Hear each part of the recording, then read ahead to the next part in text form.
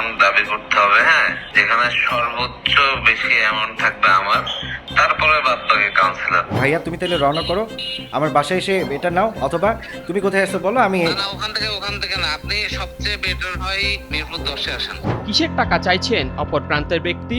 কেনই বা এত তাড়াতাড়? আর তার সঙ্গে কিসেরই বা সম্পর্ক বিসিবি পরিচালকের? একটু অপেক্ষা করুন, আসছি একটু পেছন থেকে। চেনা যায় বিসিবির এই পরিচালককে। কদিন আগেই ছিলেন বিসিবির অডিট কমিটির চেয়ারম্যান, তবে এক অভিযোগেই তার কপালে নেমে আসে অমাবস্যার কালো অন্ধকার। ক্রিকেটে জঘন্যতম যে অপরাধ, সেই ফিক্সিংয়ের কালিমা লেগে যায় মোখলেসুর রহমান শামীমের গায়ে। অভিযোগ, সত্য শেষ হওয়া বিপিএলে গড়াপেটা করেছেন। প্রমাণ, কিছু কল রেকর্ড। আপনি আর এখানে কোনো রকম মাথা ঢোকান না, আপনি জাস্ট একটা মেসেজ দিবেন, আপনার সময় শেষ, দ্যাটস ইট। সেই মোখলেসুর রহমান শামীম অবশেষে নাগরিক টেলিভিশনের ক্যামেরার সামনে হাজির। ক্যামেরার সামনে সব অভিযোগ অস্বীকার করেন তিনি। দাবি করেন সবই ষড়যন্ত্র। তার বক্তব্যের সপক্ষে বেশ কিছু যুক্তি আর প্রমাণ তুলে ধরেন শামীম। এটা কমপ্লিটলি একটা বেসলেস অ্যালিগেশন। অভিযোগ তো মানুষ করতেই পারে, বাট সেটা তো একটা প্রুফ থাকতে হবে যে হ্যাঁ কোন ম্যাচে কি করেছি না করেছি। তো এটা ওনারা জাতির সামনে তুলে ধরুক যে হ্যাঁ আমি অমুক ম্যাচে অমুক এটা করেছি তমুক করেছি, অ্যালিগেশন আপনি দিতেই পারেন। শামীমের বিরুদ্ধে প্রমাণ হিসেবে দাঁড়িয়ে আছে বেশ কয়েকটি ফোন রেকর্ড। সেগুলোর ব্যাপারে কি বলবেন শামীম? এগুলো দেখা যাচ্ছে যে ডিফারেন্ট টাইমে ডিফারেন্ট কনভারসেশনের একটা কাট একটা পিস এভাবে করে জোড়া লাগানো হয়েছে। কিছু হয়তো বা প্রযুক্তিরও সাহায্য নেওয়া হয়েছে, এরকম সম্পূর্ণ না। সিলেটের একটি হোটেলে ফিক্সিং এ জড়িত স্পটারদের রেখেছেন এবং গড়াপেটা করেছেন, এমন অভিযোগ আছে শামীমের বিরুদ্ধে। তবে শামীমের দাবি, এই হোটেলের কথা জানেনই না তিনি। হোটেল নূরজাহান গ্র্যান্ড কোথায় আমি জীবনেও যাইনি, ওটার সাথে আমার কোনো সম্পর্ক নাই। কিংবা আমি তো সবসময় থেকেছি বিসিবির প্রোটোকলে। আমরা থাকতাম গ্র্যান্ড প্যালেসে, ওখান থেকে বিসিবির গাড়ি নিয়ে মাঠে নিয়ে যেত, মাঠ থেকে হোটেল, এর বাইরে আমার কোনো বিচরণ কোথাও ছিল না। ওখানে কে কি কোথায় কে কি আছে এটা তো ইনফরমেশন যারা রিপোর্ট করছে তারাই বলতে পারবে ভালো, কিংবা তারাই ওটা বলুক ওখানে কি হয়েছে, ওখানে কাকে দেখা গেছে, ওখানে আমি গেছি কি না। অবভিয়াসলি এত কিছু যখন এসেছে একটা ফুটেজ তো আসবে ওখান থেকে, তাই না, যে হ্যাঁ আমি ওগুলোতে গেছি কিনা কিংবা আমি থাকছি কিনা। এটা মানে আমার কাছে ফানি লাগতেছে যে নূরজাহানটাই কোথায়, মানে এটা তো একটা সিরিয়ালের নাম আমি জানতাম, কিন্তু হোটেলের নাম আছে এটা জানতাম না। সব অভিযোগ অস্বীকার করলেও ফোন কলে যে টাকার ব্যাপারে আলাপ করছিলেন এই পরিচালক, সেটি তবে কিসের? নোয়াখালী এক্সপ্রেসের সঙ্গেই বা কি সম্পর্ক শামীমের?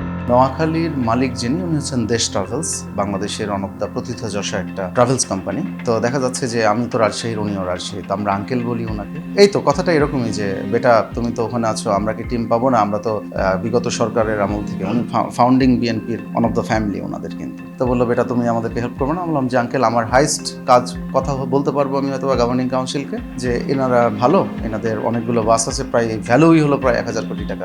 সো এনারা আমার মনে হয় যে লেট ডাউন করবে না, আর ওনারা অনেক স্পোর্টসের সাথে জড়িত, বিশেষ করে রতন আঙ্কেল আর কি। তো আমার স্পষ্ট কথা ছিল এটুকুই যে গভর্নিং কাউন্সিলের প্রতি আপনারা যদি মনে করেন যে ওরা ভালো আপনারা রাখবেন, যদি মনে করেন যে না টাকা পয়সা পে করতে পারবে না তাহলে পারবেন। ফিক্সিং এর এই অভিযোগ নিয়ে ইতিমধ্যে বিসিবির তদন্ত কমিটি এবং আকসু কাজ করছে। এদিকে এই বিসিবি পরিচালক শামীম দিশেহারা এক ব্ল্যাকমেইলারের পাল্লায়। নিউজ নামানো ও তদন্ত থামিয়ে দিবেন এমন আশ্বাস দিয়ে শামীমের ঘনিষ্ঠ ও বিসিবির কাউন্সিলর রাকিবুল ইসলাম সানির কাছে টাকা চেয়ে প্রতিনিয়ত কল করছেন জাকির নামের এক ব্যক্তি। মজার বিষয়, শামীমের বিরুদ্ধে ওঠা অভিযোগের প্রধান ভিত্তি হলো এই জাকিরের সঙ্গে শামীমের কথোপকথন। আপনার আমি পাইনি, আমি ওনাকে ধরবো না ভাই, আমি তো প্রেসারে না। আমি কি আচ্ছা এই প্রেশারটা কেন ভাই? আমি তোমাকে বারবার বলতেছি, আজও pressure আমি হলো জিনিসটা না তো ভাই, আমার কাছে না। দুই দিকেই তো প্রেসার, তাই না? জার্নালিস্টদের আমাকে কত টিভি চ্যানেল থেকে কল দিচ্ছে আপনার ধারণার বাইরে ভাই। আপনি সবাইরে চিনেন, আমার অ্যান্টি কারাপশন থেকে আমাকে ফোন দিচ্ছে, আমি নিউট্রাল। বিভিন্ন চ্যানেল মানে আমি তো শুধুমাত্র জানি এই আমি আপনার লাইভ লোকেশন বের করছি, বের করে আমি মনে করছি আমি ওখানে যাব, পরে ভাবলাম যে না থাক, আমি আপনাকে আপনার মতো আমি আজকের দিনটা আমি সময় দিই, কারণ ভাই আমার আজকের দিন পার হলে আমি আর মানে কোনো দিক থেকে কোনোভাবে থামাইতে পারবো না ভাইয়া। কে এই জাকির, যার ফোন কল দিয়ে দাবি করা হয়েছে শামীম ফিক্সিং এর সঙ্গে জড়িত? আবার সেই জাকির শামীম এবং সানিকে ফোন করে টাকাও দাবি করছেন। বিষয়টি কি নতুন রহস্য তৈরি করছে না? ভাই আপনি শামীম ভাইয়ের সাথে কথা বলেছেন কিনা? তা আমি তাকে বারবার বোঝানোর চেষ্টা করি যে ভাই দেখো এটা একটা আমার তার সাথে একটা ফর্মাল রিলেশন, যতটুকু কথা বলা দরকার ততটুকু। তবে তিনি তোমার দোষটাকেই বারবার দিচ্ছে, বলতেছে ভাই এখানে তো আমার কোনো দোষ নাই, দোষ তো তার। আমাদের কাউন্সিলের মধ্যে সর্বপ্রথম পুলক এই বিষয়টাকে আবার সামনে টেনে নিয়ে আসে। পুলক আবার স্বীকার করে, হ্যাঁ ভাই এখানে আমি জড়িত ছিলাম, আমার বন্ধু জাকির সেই মূলত সবকিছু করেছে।